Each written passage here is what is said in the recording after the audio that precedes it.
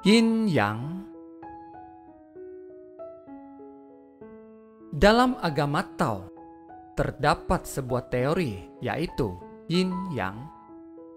Mungkin kita sering melihat lambang Yin Yang yang mengandung warna hitam dan putih. Dalam hitam terdapat titik putih dan dalam putih terdapat titik hitam. Yin Yang dapat diartikan bahwa di dunia ini tidak ada yang sempurna. Dalam hal yang buruk atau hitam, pasti masih mempunyai sedikit makna baik yang terkandung atau titik putih.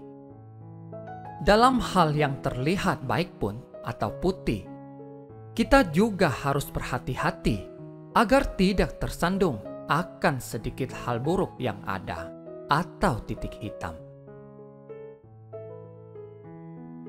Ketika hitam dan putih ini digabungkan, maka akan tercapai keseimbangan dan keselarasan.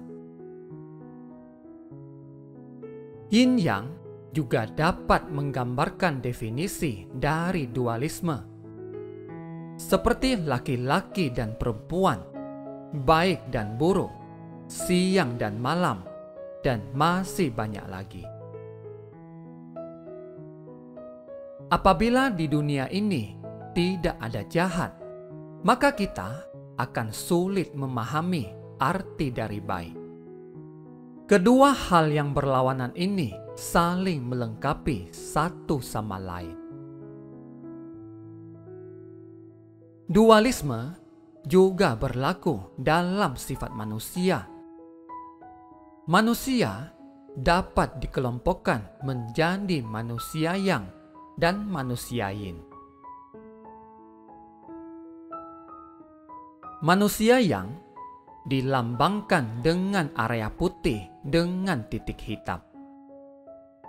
Hal ini menunjukkan bahwa manusia ini memiliki banyak sifat baik dalam dirinya, walaupun tentu saja masih ada sedikit kekurangan atau titik hitam yang dimiliki.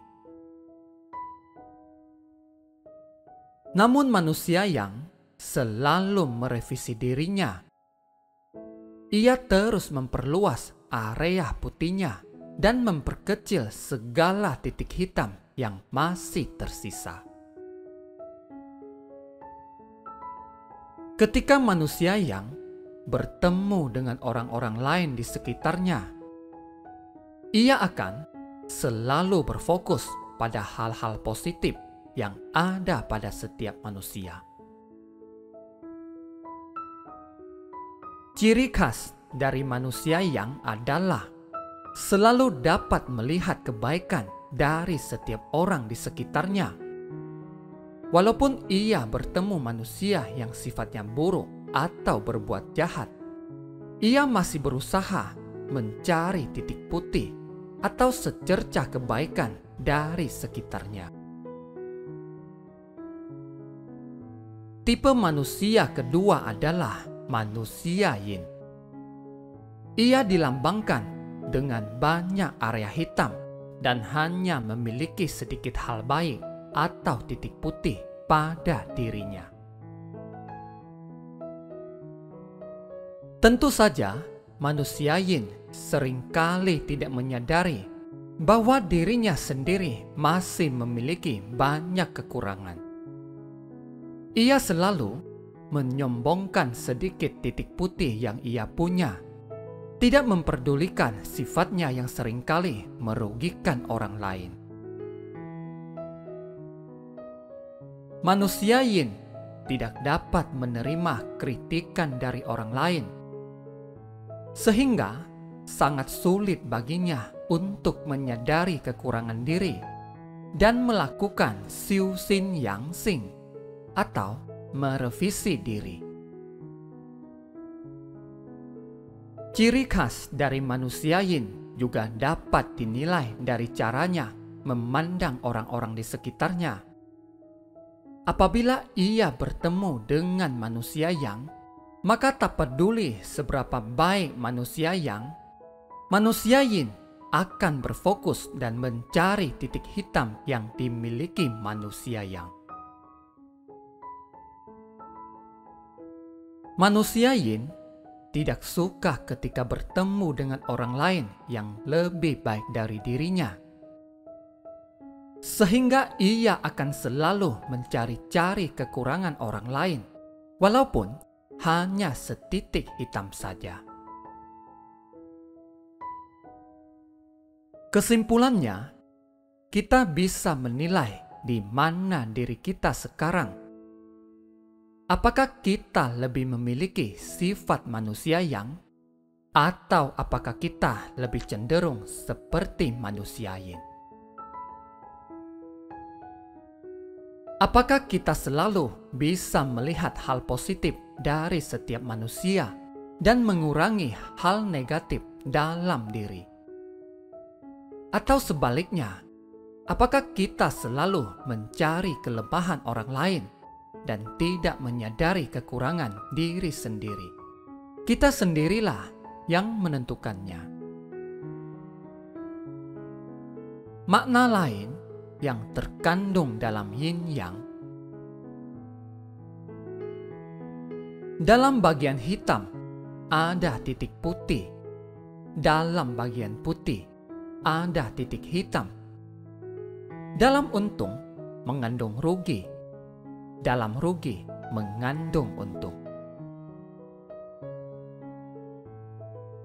Dalam kalah ada menang. Dalam menang ada kalah. Dalam buruk ada baik. Dalam baik ada buruk. Dalam keadaan situasi kita yang buruk, pasti ada kebaikan yang dapat dipetik atau diambil dari kejadian buruk tersebut. Kehidupan yang kurang lancar secara duniawi, seperti ekonomi, kesehatan, atau masalah-masalah kehidupan, justru seharusnya akan menjadikan seseorang lebih serius menekuni pada jalan ketuhanan. Ada kalanya kesulitan dan masalah tersebut hadir untuk menimbulkan kesadaran kita yang telah lama terlelap dalam buayan duniawi. Kita terlalu asik dengan hal-hal yang semu, fana yang tidak abadi ini. Kita sudah lupa akan ada satu jalan ketuhanan yang akan membawa kita pada keabadian yang sesungguhnya, yaitu Li Tian atau surga.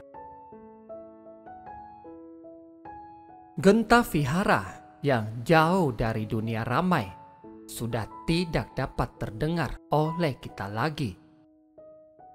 Begitupun gentang gereja sudah tidak terlalu terdengar juga oleh kita.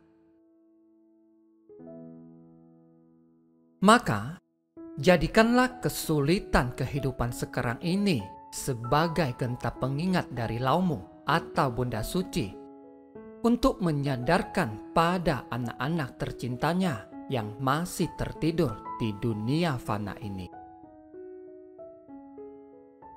Sebenarnya, di setiap zaman kehidupan manusia, genta dari Laumu selalu berdentang demi untuk menyadarkan anak-anak tercintanya. Namun kita tidak menghiraukannya. Kita terlalu terbuai oleh kenikmatan darah daging, terbuai kenikmatan 5 indera dan 5 kelompok rasa, yang sebenarnya adalah kekosongan belaka. Laumu tidak mengukur duniawi kita. Laumu hanya menginginkan keselamatan umat manusia. Harapan dan akhir dari video ini, semoga kita semua selalu tersadarkan Terima kasih, semoga bermanfaat. Jangan lupa bagikan ke teman-teman kalian. Sampai ketemu lagi di video selanjutnya.